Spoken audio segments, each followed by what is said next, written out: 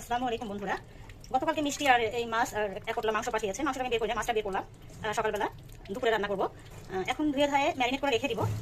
তো এখানে যে মাছটা আসছে, আমি আসলে পাঙ্গাস মাছ খাই না, আমার সিনহা খায়। তো ও পাঙ্গাস মাছ খাই, পেটটা এই পেট কোনো মাছেরই ও খায় না, শুধু পাঙ্গাস না।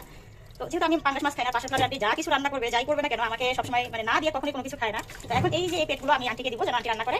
আর উনি খায়, এই পেটটা সব খায় উনি। তো এইটা আমি হচ্ছে আন্টিকে দিয়ে দিব, আর এটা আমি আমার ভাগনার জন্য রান্না করে ভাজি করে দিয়ে দিব। তো এইটাই।